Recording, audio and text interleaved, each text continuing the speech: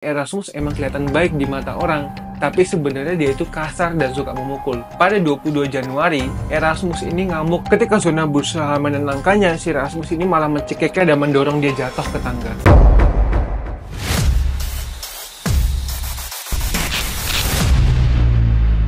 Jadi hari ini aku mau cerita tentang kasus pembunuhan yang masalahnya itu diselesaikan sama hantu korban itu sendiri. Aneh kan? Karena aku yakin, onta pakai kaos dalam. Kita langsung ke videonya.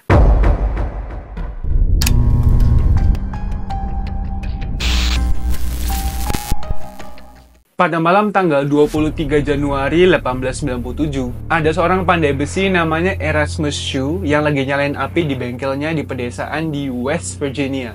Dia memanggil pembantunya yang berusia 11 tahun yang lagi beres-beres di belakang. Erasmus punya rencana pulang lebih awal di malam itu. Tapi tiba-tiba ada pesanan dadakan dan Erasmus tahu itu nggak bakal kesampaian pesanannya. Dia harus kerja sampai larut malam, jadi dia ngirim pembantunya buat ngirim dia pulang ke rumah Erasmus. Dia ingin memastikan bahwa istrinya Zona itu tahu kalau dia bakal pulang terlambat. Dan kalau misalnya si Zona butuh apa-apa, pembantunya itu bisa ngebeliin atau ngasih dia sesuatu yang dia butuhkan. Setelah pembantunya pergi, si Erasmus ini ngelanjutin ngerjain sepatunya. Tapi dia pikirannya nggak fokus sama sepatunya itu, malah dia mikirin istrinya. Pasangan itu belum ngasih tahu ke siapapun, tapi sebenarnya si Zona, istrinya si Erasmus itu lagi hamil. Erasmus sama Zona itu belum lama ketemu, tapi mereka tuh jatuh cintanya cepet banget. Erasmus usianya 23 tahun, dia mata dan rambutnya gelap, dan dia itu juga terkenal dengan selera humornya. Dia orangnya bebas, dan dia itu tumbuh besar di peternakan, jadi dia itu belum pernah bener-bener jauh banget dari rumah. Waktu Erasmus tiba di desa kecil namanya Lips Mill, dekat sungai, di bawah kaki gunung, dan dekat tempat tinggalnya si Zona, mereka akhirnya mulai saling memperhatikan. Tapi Erasmus yang waktu itu usianya 35 tahun, dengan badannya yang tinggi dan karisma itu, datang ke kota itu untuk membuka bengkel pandai besinya punya dia. Dan bagi Zona, itu adalah sesuatu yang menarik dan baru. Keluarganya Zona, terutama ibunya Mary Jane itu nggak menyetujui pernikahan mereka berdua, karena jarak usianya yang jauh banget. Dan si Zona ini terkenal ngeyel, dan dia tetap akhirnya kekeh buat menikah sama si Erasmus. Pada bulan November, nggak lama setelah mereka ketemu dan nikah, akhirnya mereka pindah ke sebuah rumah kecil. Nggak lama kemudian si Zona itu dikabarkan hamil, dan si Erasmus sama Zona jelas semangat sama hal itu.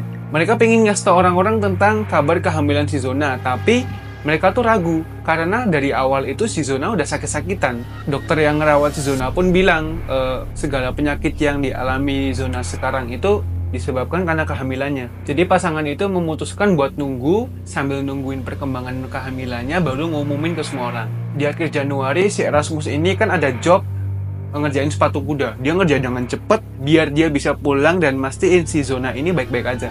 Mulailah Erasmus ngambil palu dan dikerjain sepatu kudanya itu. Sementara pembantunya tadi itu berusia 11 tahun itu udah nyampe nih di rumah Zona sama Erasmus. Pembantu itu berjalan dari gerbang menuju rumah dua lantai tersebut dan mulai ngetok pintu. Tapi Zona nggak datang ke pintu dan pembantu itu mulai curiga. Zona itu biasanya keliling rumah gitu, dan dia selalu nyambut tamu dengan baik. Dia selalu bukain pintu dan ngomong silakan masuk, dan pasti diajak ngomong panjang-panjang. Tapi kali ini aneh, soalnya pembantu itu nggak ngedenger siapapun di rumah. Pembantu itu ngotok pintu lagi, dan ternyata pas dia mau ngebuka pintunya, ternyata pintunya itu nggak dikunci. Pas dia masuk ke rumah, lampunya itu belum pada nyala, padahal hari udah mulai gelap. Pembantunya itu mulai manggil, Bu Zona, tapi nggak ada respon. Pada satu titik, pembantunya itu nengok ke dasar tangga, dan di situ tuh ada Bu Zona yang terlentang. Bu Zona ini terlentang dengan tangan kanannya itu yang ada di dadanya, seolah-olah dia emang lagi istirahat di bawah tangga itu. Pada titik ini, pembantunya itu mulai curiga, dan dia tahu bahwa ini ada yang nggak bener ini. Pembantunya mulai ngedekatin Bu Zona lagi, dan dia manggil namanya sekali lagi. Itu Bu Zona nggak ngerespon, dadanya nggak bergerak. Di situ Bu Zona nggak ngerespon, dadanya nggak gerak, dan dia tetap diem. Pembantunya langsung, wah ini parah ini. Nah di sini pembantunya langsung lari keluar rumah, dan dia balik ke rumahnya sendiri. Sampai di rumahnya dia ngasih tau ibunya, dan dia bilang kalau mungkin Bu Zona udah meninggal. Ibunya langsung bilang, oke, udah kamu ke bengkel pandai besi dan kamu bilang ke Erasmus suruh pulang sekarang. Ibunya juga waktu itu manggil dokter, dan dia manggil dokternya itu dokter yang sama buat ngerawat komplikasi kehamilannya si Zona. Butuh 1 jam buat dokter itu nyampe ke rumah si Zona, dan pas dia nyampe di situ, udah ngeliat pembantunya dan ibunya dan tetangga-tetangganya itu ngumpul di rumah itu. Dokter lalu pergi ke lantai 2 ke kamar utama, dan dia nemuin ada Erasmus di situ. Waktu itu si Erasmus kembali ke tempat duduknya, dan dia sambil ngelus-ngelus kepala Zona menangisi kematiannya. Dokternya pun ikut sedih karena si Erasmus sama Zona kan udah sering banget konsultasi sama dokter ini. Tapi si dokter bilang dia tetap harus melakukan tugasnya sebagaimana mestinya. Tapi si Erasmus ini di titik ini masih sedih banget dan nggak percaya sama apa yang terjadi pada Zona.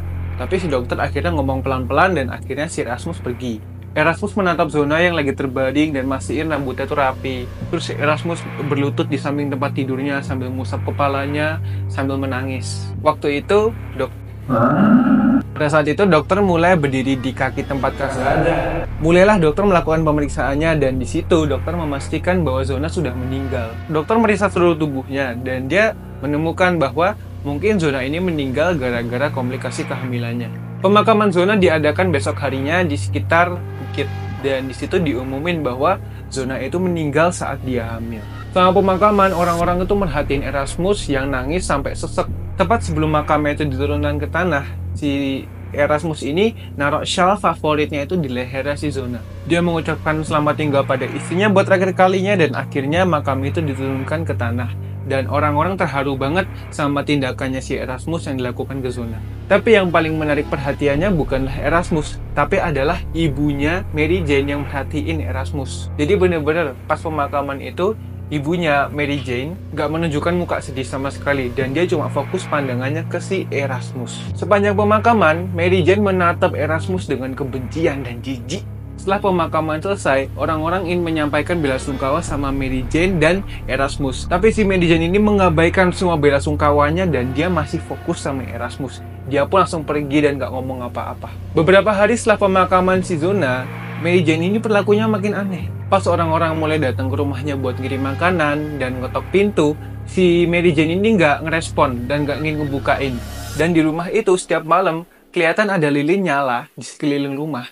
Dan kelihatan si Mary Jane ini lagi mondar-mandir dan berlutut dan menatap dari kejauhan. Pada kesempatan langka, si Mary Jane ini pergi keluar rumah dan dia kelihatan acak-acakan banget. Dan seolah-olah dia itu kayak takut ada yang ngikutin dari belakang.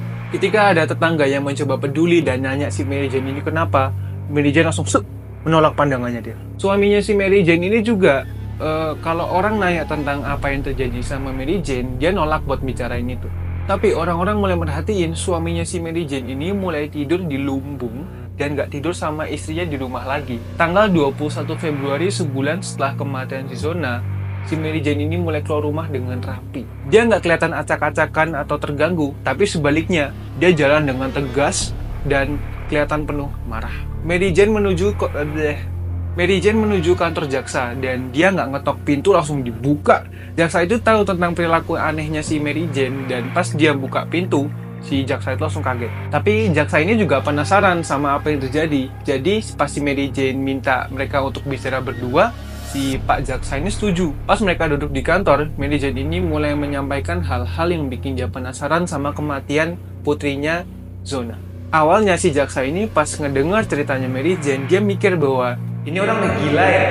Tapi setelah 2 jam ngedengerin ceritanya si Mary Jane, Jaksa ini juga mulai, oh ini mungkin masuk akal.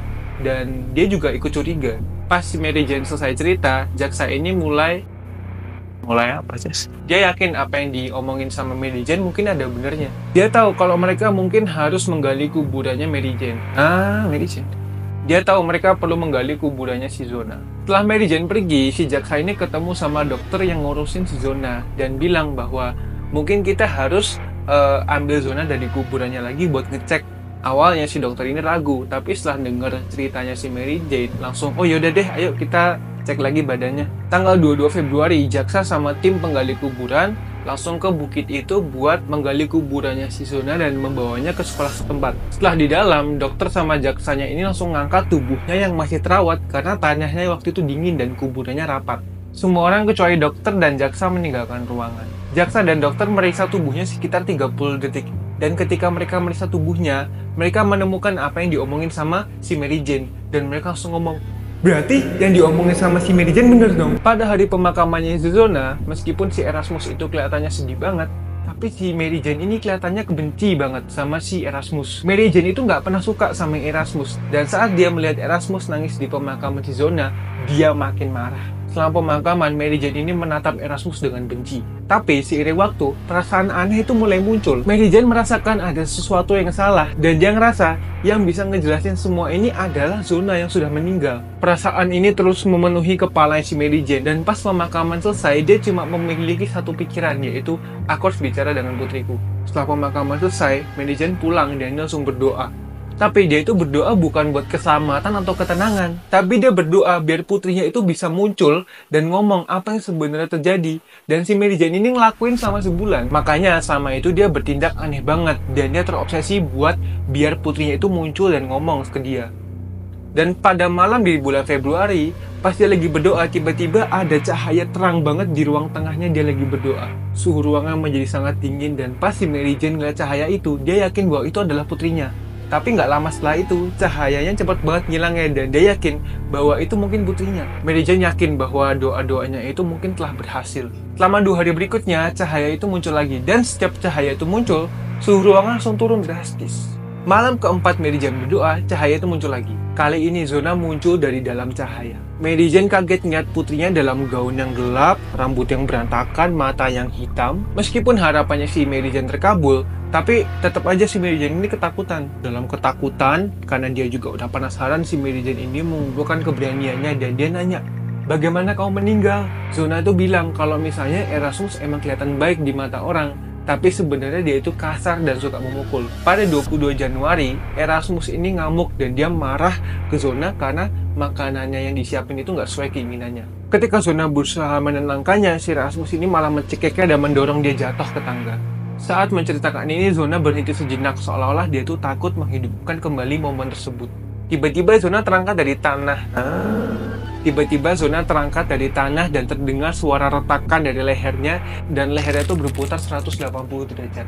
Jadi dengan posisi kepala yang kebalik itu, dia menatap ibunya dengan senyum dan dia ngomong, sekarang kamu tahu kan apa yang terjadi sebenarnya ke aku. Setelah Zona bilang itu, dia langsung menghilang dan ruangannya kembali hangat.